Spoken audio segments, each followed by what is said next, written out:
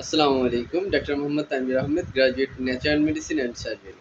আজকে আমরা পায়ুপথ এবং তার কিছু রোগ নিয়ে আলোচনা করব। পায়ুপথের আবার রোগ কি?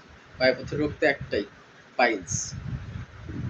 আমরা বাঙালিরা সচরাচর পায়ুপথে কোনো সমস্যা হলেই সেটাকে পাইলস ভেবে ভুল করে থাকি।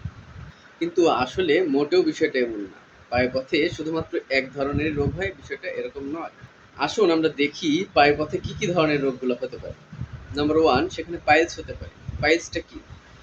পায়ুপথের যে রক্তের শিরা সেটা ফুলে গিয়ে গুটির মতো রূপ ধারণ করা। এটা নানা ধরনের কারণ হতে পারে, তার মধ্যে অন্যতম একটা কারণ হলো কনস্টিপেশন বা কষা।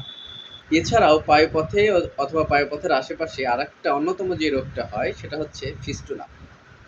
মেয়েদের ক্ষেত্রে হতে পারে ভ্যাসিকো ভেজাইনাল ফিস্টুলা। তৃতীয়ত আমরা যেটা দেখতে পাই অ্যাবসেস বা ফোড়া পায়ুপথের আশেপাশে হতে পারে। এছাড়াও পায়ুপথ ফেটে যাওয়া, ব্লিডিং হওয়া, এ ধরনের রোগগুলোও হতে পারে। প্রতিটা রোগই ভিন্ন ভিন্ন এবং তার ট্রিটমেন্ট পলিসি, ট্রিটমেন্ট ম্যানেজমেন্ট ভিন্ন ভিন্ন। সুতরাং সুস্থ থাকতে সুস্থ থাকতে অবশ্যই সচেতন হন, স্রষ্টার কাছে প্রার্থনা করুন।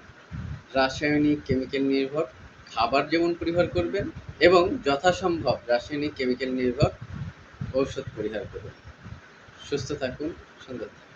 আসসালামু আলাইকুম। Thank you.